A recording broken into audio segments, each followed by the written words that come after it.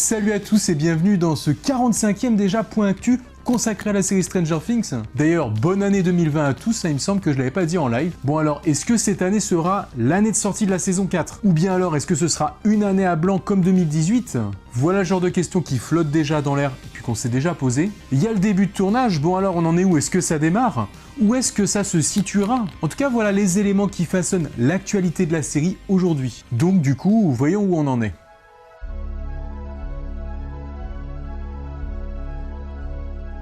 On commence déjà avec un tweet, celui de la bonne année des scénaristes de la série. Peut-être que ça ne vous a pas échappé, mais voilà à quoi on a eu le droit avec les vœux 2020. Un tweet de prime abord anodin retrouve la première punchline de la saison 4, « We're not in Hawkins anymore », à l'intérieur d'un dessin représentant 2020. Mais certains y voient là plus que ça, une façon d'annoncer que 2020 sera bien l'année de sortie de la saison 4. Ce qui serait plutôt rassurant alors qu'on s'attend presque à passer une année sans rien. Donc voilà, moi aussi j'ai envie de rester optimiste et de croire que c'est un signe que ça va tourner dans ce sens, même si comme d'hab, je le répète, ça paraît assez chaud de filmer, de monter toute la saison avant le 31 décembre. Ils nous ont pas habitués à ce rythme avec la saison 3. Mais voilà, au fond ça laisse quand même un certain temps, donc c'est pas impossible non plus. Et d'ailleurs, même si pour la saison 3 ils avaient un peu pris leur temps, c'est vrai, c'était aussi parce qu'ils avaient décidé, ils avaient choisi de faire coïncider la date de sortie avec la fête nationale du 4 juillet, qui était la période représentée dans cette saison. Donc voilà, il n'est pas impossible que la saison 3 aurait pu être prête avant, mais qu'ils aient mis à profit ce temps plus long imparti pour peaufiner jusqu'à la dernière minute. Nous, on n'en sait rien. Ainsi, la saison 4 en 2020, j'ai presque envie d'y croire. Mais tout dépendra du temps déjà employé pour réaliser le tournage. Après oui, il y en a aussi d'autres qui annoncent 2021 d'ores et déjà. Mais je rappelle que tout cela n'est en rien officiel. On est encore tellement loin de l'annonce de la date de sortie de la saison. On aura déjà sûrement prochainement, enfin avec un peu de chance, une annonce du début officiel du tournage avec les acteurs. Et justement, maintenant, on revient un peu là-dessus. On parle à présent d'un nouveau pays qui pourrait accueillir l'équipe du tournage de Stranger Things. Et puis, accrochez-vous bien, puisque c'est la Lituanie. Interro surprise, pouvez-vous me placer la Lituanie sur cette carte? Eh non, perdu. Eh ouais, on l'avait pas vu venir celle-là. Enfin, on l'avait pas vu venir, mais on se doutait qu'une partie de la saison se déroulerait en Russie dans l'histoire.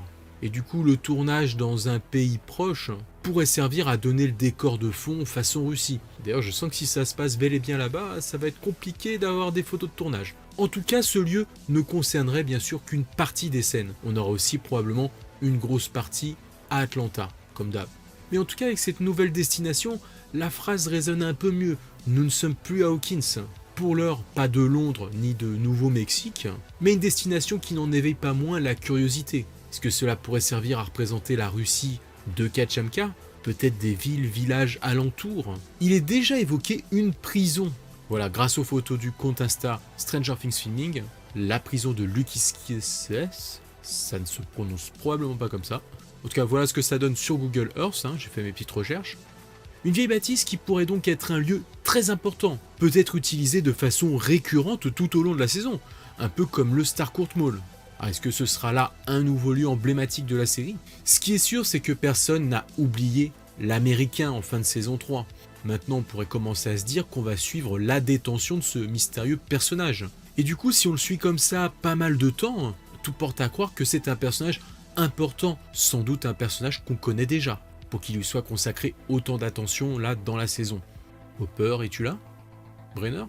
En tout cas, d'autres lieux pourraient aussi être utilisés sur place pour profiter de ce cadre. C'est ce qui se dit. Mais voilà, bien évidemment, tout cela ne reste qu'au stade de rumeur quand même, je le rappelle.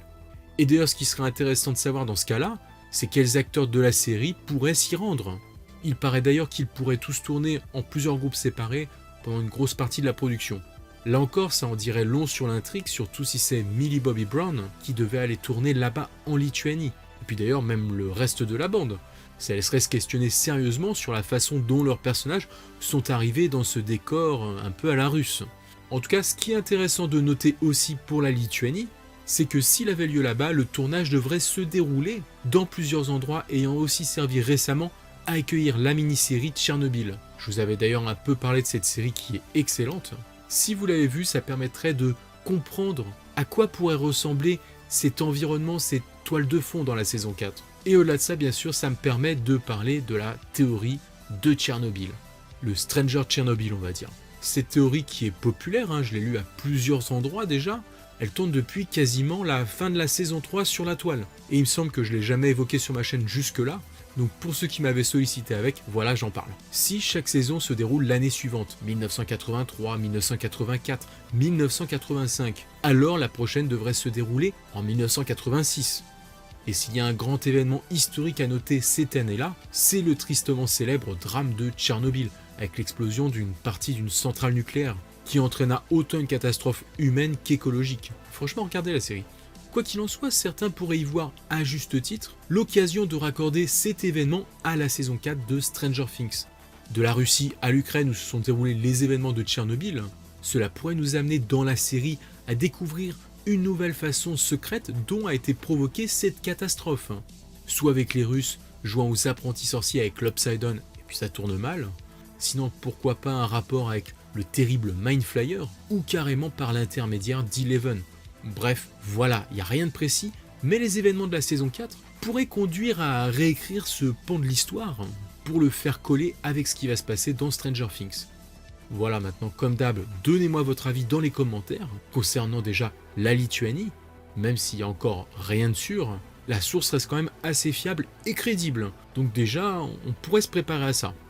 Est-ce qu'il y aura David Harbour aussi ? Ce qui pourrait expliquer une sorte de mission de sauvetage d'une partie des personnages. Un peu mon ressenti depuis la fin de la saison 3. L'acteur, lui, de son côté, continue les déclarations qui ne nous permettent plus de savoir sur quel pied danser. Cette fois, il nous fait comprendre que son personnage pourrait revenir. Il continue à nous jouer le chaud-froid. Et en gros, s'il était vivant, l'acteur nous fait comprendre que d'une certaine manière, son sacrifice, là en fin de saison 3, lui aurait permis de tuer cette part sombre de lui, de culpabilité qu'il rongeait depuis la mort de sa fille. Voilà ce qu'il dit. L'autre façon de voir sa mort, c'est qu'avec sa nouvelle relation avec Eleven, il avait besoin de jeter son ancienne peau et de faire un sacrifice qui lui permettrait de se retrouver. Est-ce que David aurait reçu un billet d'avion pour la Lituanie ? Enfin, encore faut-il que la destination soit vraiment confirmée. En tout cas, à mon avis, suivant ses réseaux sociaux, il serait bien capable de poster des trucs de là-bas en mode touriste. Ce serait rigolo qu'il se grille comme ça tout seul.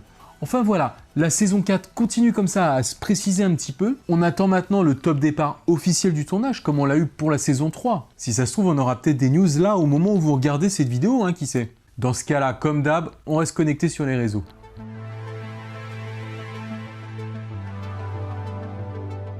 Et oui, si là on attend une officialisation du début de tournage, il y a une rumeur qui enfle depuis le début de semaine, celle comme quoi justement le tournage aurait déjà commencé le mardi 7 janvier.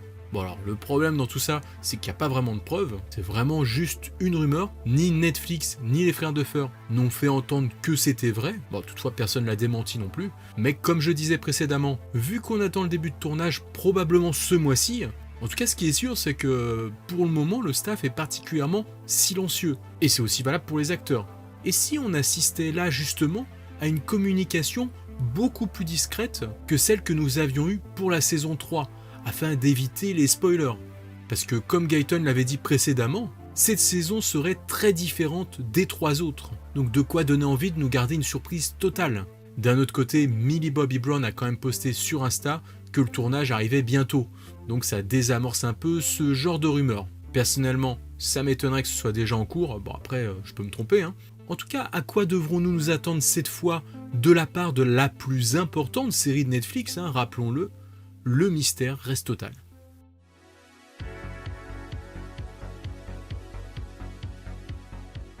On se détend un peu maintenant en parlant de théorie, et s'il est vrai que par rapport à la série, la source est intarissable, on peut quand même imaginer que les acteurs vont peut-être comme ça aller jeter un coup d'œil de temps en temps à tout ce qui se dit. Ouais, ok, David Harbour, il doit se régaler en ce moment. Avec tout ce qui est dit à propos de Hopper, d'ailleurs au passage à son sujet, la dernière théorie à la mode, c'est celle d'un Hopper méchant, un Evil Hopper, allez si vous voulez. Et ouais, après Eleven, c'est lui. Car en effet, s'il n'est pas mort et qu'il se retrouve à errer dans l'Upside Down, ce serait facile d'imaginer qu'il pourrait se faire flageller l'esprit par le Mind Flyer, qui le remettrait ensuite en circulation mais à son service.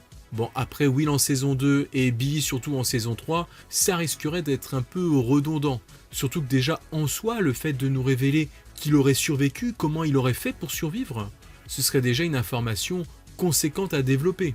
Mais bon, bien sûr, on ne néglige aucune piste. Non, en soi, ce qui est surtout amusant ces derniers temps, c'est plutôt Gaëtan. Interrogé par Variety, il est revenu sur son idylle avec Suzy, un personnage au début présenté comme une arlésienne, mais que l'on découvrira finalement en chair et en os en fin de saison 3. Il confie donc qu'il connaît les théories à la mode, il n'hésite donc pas à aller les consulter et apprécie particulièrement l'une d'elles, une bien what the fuck à propos de Suzy.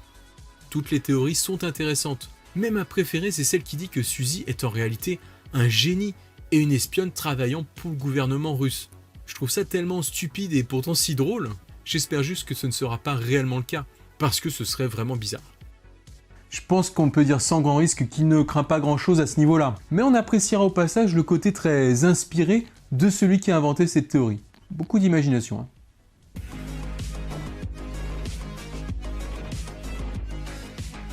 Notre feuilleton du moment, le Stranger Fan Meet. Bon alors on en est où avec cette convention française à propos de Stranger Things? Enfin cette fois c'est bon, on a une date ferme qui est tombée. Après maintes rebondissements, oui car il y a encore quelques semaines on parlait du deuxième trimestre 2020, et puis même carrément du deuxième semestre 2020 encore il y a quelques jours. Bref, c'est tombé, ce sera le dimanche 16 février prochain, donc là très prochainement. Ça se passera à Paris, à ce niveau-là on n'a pas encore de lieu précis, mais ce qui est sûr c'est que l'événement aura pour invité Millie Bobby Brown, carrément, et Noah Schnapp, autrement dit les deux d'ailleurs qui avaient participé à celui de Londres. Ils seront donc tous les deux en duo sur cet événement, au même moment. Voilà, donc pour réserver, il faut aller sur le site de People Convention, tout simplement.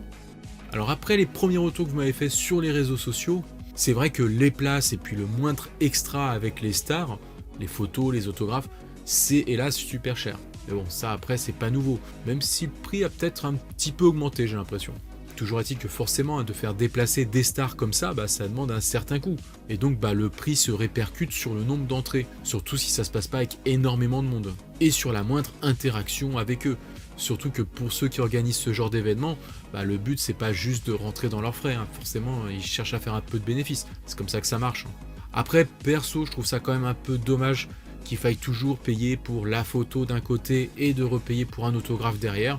Bien sûr, pour les plus chanceux qui vont s'y rendre, et peut-être au prix de certains sacrifices parfois, ça reste quand même un souvenir inoubliable, donc voilà. En tout cas, je vois que ça fait débat et je comprends carrément, ça peut être frustrant de se dire que tout le monde ne pourra pas forcément y aller à cause de ça. Ça crée des barrières. Du coup, si vous voulez en parler en commentaire, débattre un peu de tout ça, et puis pour ceux qui y vont, savoir comment vous vous organisez, ça peut être intéressant de partager vos points de vue. Honnêtement, personnellement, je ne sais pas encore si je vais y aller, à cause du planning serré, parce que mine de rien, c'est quand même très bientôt. Et puis hormis mes passions comme Stranger Things, hélas, j'ai des impératifs qui régissent ma vie.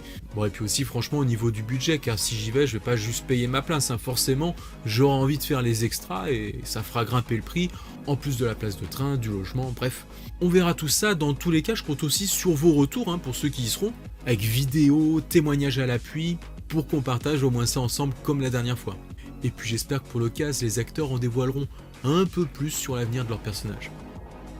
Voilà, en tout cas pour le vrac c'est tout, pas grand chose à se mettre sous la dent cette semaine. Voilà toutes les questions qui sont soulevées en ce moment. Le tournage a-t-il commencé ou non, et quand commencera-t-il? Et puis à quel endroit? Est-ce qu'ils vont vraiment aller dans le pays de la Lituanie? Ou alors est-ce que c'est encore le nom d'un bourg dans la banlieue d'Atlanta, comme Rome? Non, a priori, là on parle quand même bien du pays. De toute façon, n'hésitez pas à venir débattre de tout ça dans les commentaires. Vous avez vu, j'y suis présent. Comme d'hab au passage, mon petit coup de pub pour le Goupa Shop, c'est ce qui permet de soutenir la chaîne. Vous pouvez y retrouver ces housses de coussin entre autres. N'hésitez pas aussi à venir me rejoindre sur Insta et Twitter. Pour l'instant, c'est vrai que j'y suis assez calme, mais c'est bien quand même pour communiquer dès qu'on a une grosse info. Et j'hésite pas dans ce cas-là direct à la relayer et puis souvent à donner mon avis. C'est tout pour aujourd'hui. Passez un très bon week-end et à très bientôt. Ciao les amis!